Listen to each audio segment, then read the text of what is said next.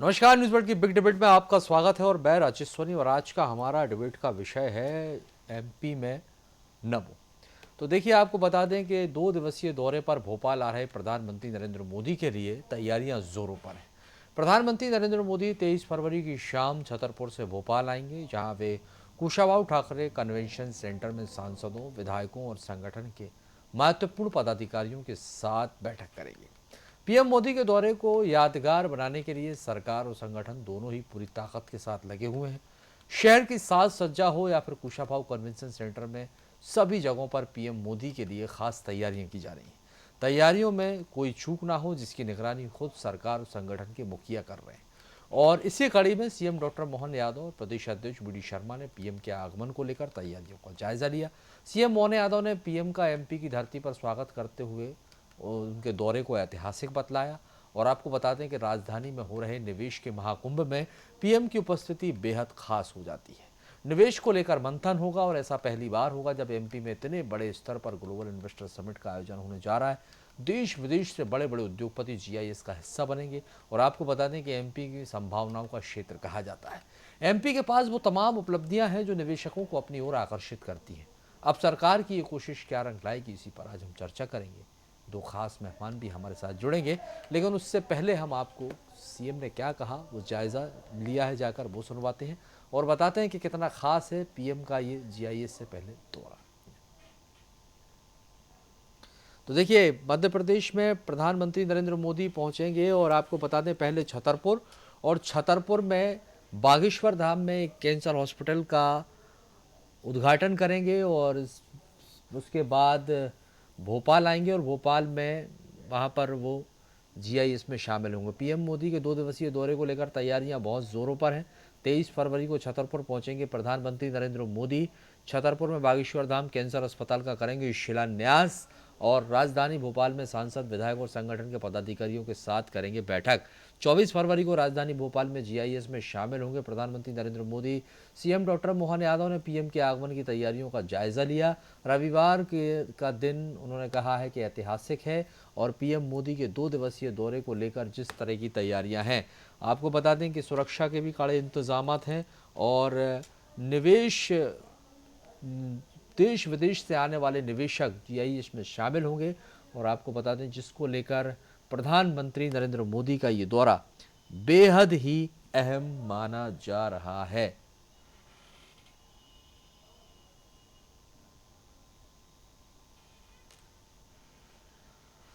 तो आपको बता दें कि इस समिट में नए निवेश और उद्योगों की काफ़ी संभावनाएं बढ़ने की बात कही जा रही है। जब प्रधानमंत्री यहां पर पहुंचेंगे तो उनका दौरा भी बेहद ख़ास है।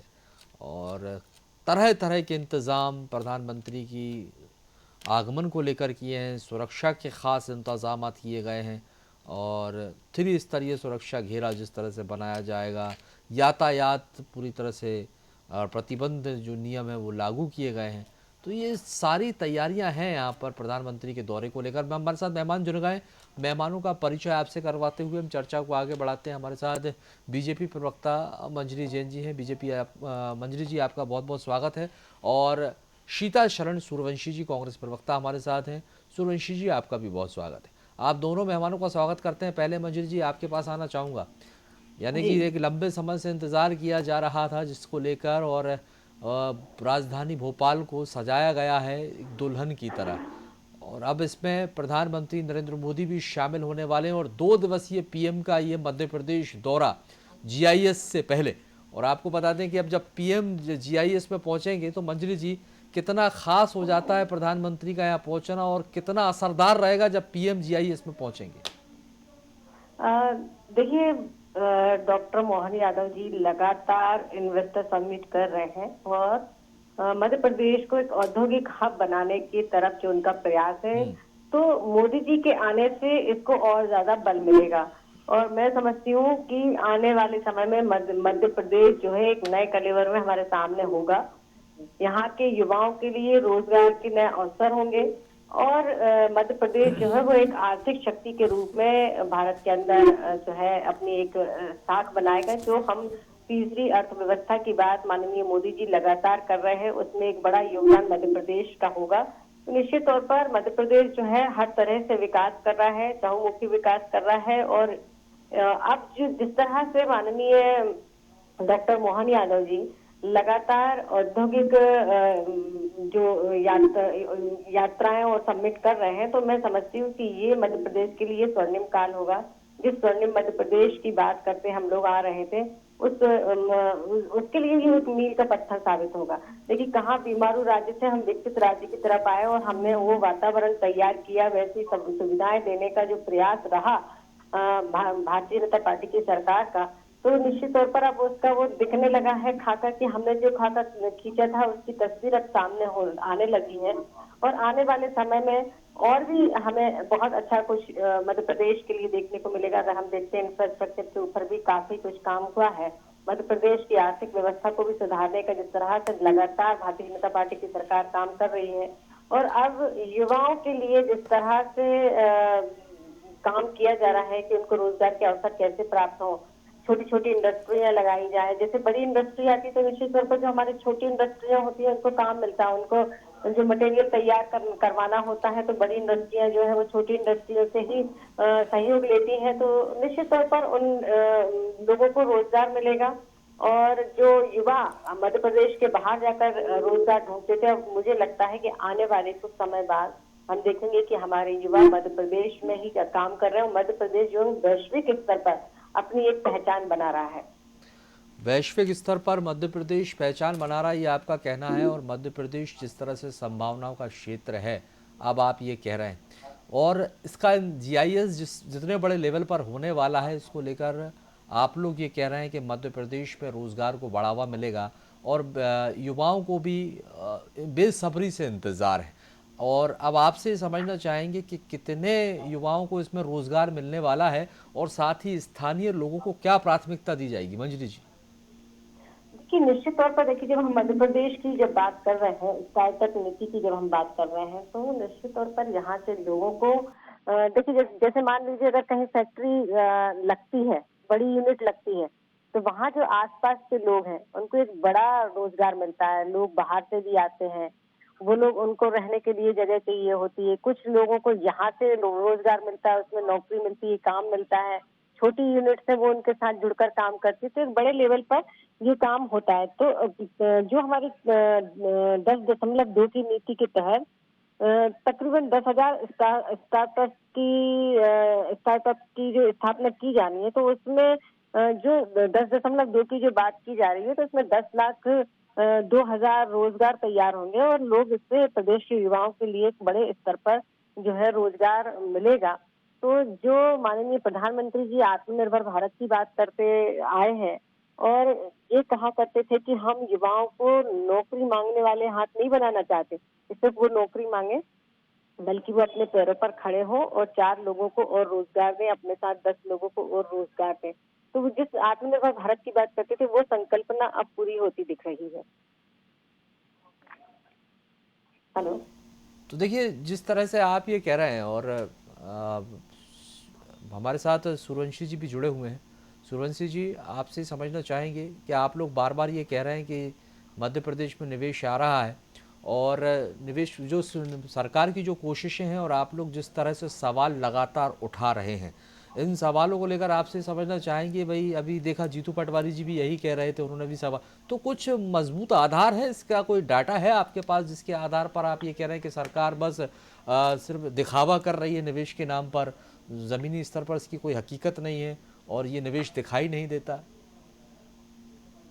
आदरणीय, हकीकत बताते हैं। हाँ। 2003 से 2016 16,000 करोड़ 5 इन्वेस्टरों में इन्वेस्ट हुआ है, जो धरातल पर इस प्रदेश की जनता को और प्रदेश को मालूम है कि अभी तक किसी भी प्रकार का वो रोजगार, आज भी जरा सी नौकरी वो झेल रहा है और उसे नहीं मिल रही है। अब मंजरी बहन ने कहा है कि बीमारू राज्य से हमने 2003 के बाद से, अरे आपने, आपकी सरकार ने वेंटिलेटर पर कर दिया है। 6,500 करोड़ अभी जो जनता का पैसा खर्च होने वाला है, और हमें उम्मीद है जो हमारे विदेशी मेहमान आते हैं हम उनका सम्मान करते हैं और वो हमारे सम्मानित हैं कि यहाँ पर आकर के उनका स्वागत है। लेकिन अभी जो पिछली इन्वेस्टें हुई है 8, लेकिन 5 में जो 16,000 करोड़ खर्च हुआ है, तो अभी तक तो धरातल पर कुछ दिखाई दिया नहीं। जो हमारा नौयुवा है वो रोडों पर भटक रहा है और नौयुवा बेरोजगार हो गया है। मंडीदीप से लेकर मालनपुर और मालनपुर से लेकर पीतमपुर और मंडीदीप में ही 650 इंडस्ट्रीज में जो प्लॉटिंग है उसमें 450 इंडस्ट्रीज चालू हैं, लेकिन लॉकडाउन से 200 बंद हैं। इन पर भी इस इन्वेस्ट में सबमिट किया जाए कि जो इंडस्ट्रीज बंद हो गई है, जो हमारा नौयुवा बेरोजगार हो गया है, इसके लिए इस समिट में क्या मेनो या श्वेत पत्र जारी किया गया है। और मंजरी बहन जी का कहना है मंजरी जी से ये मील का पत्थर साबित होगा, उनका ये कहना है। हमें भी उम्मीद है, हमारी सरकार को, हमारी जनता को भी उम्मीद है, ठीक है कि इस समिट से जो पिछली समिटें हुई हैं जो फाइलें धूल खा रही हैं उन पर भी कुछ विचार करके और नई समिट में ऐसा किया जाए कि हमारी जनता और हमारा प्रदेश खुशहाल रहे। ठीक है, मतलब आप ये कह रहे हैं पारदर्शिता और जवाबदेही तय हो। मंजरी जी, यहाँ जिस तरह से इन्वेस्टर समिट हो रहा है और जो आप कह रहे हैं अभी तक निवेश आ रहा है, अब निवेश की पारदर्शिता और पारदर्शिता को लेकर और जो जवाबदेही को लेकर सवाल यहाँ पर खड़े हो रहे हैं।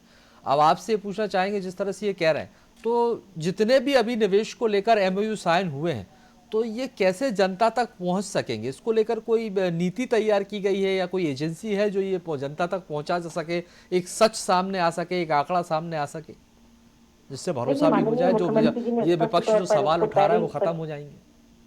माननीय मुख्यमंत्री जी ने इस बात के लिए पहले स्पष्ट किया है कि इसमें पूरी पारदर्शिता रखी जाएगी, कितना निवेश आया वो आपके सामने पेश किया जाएगा।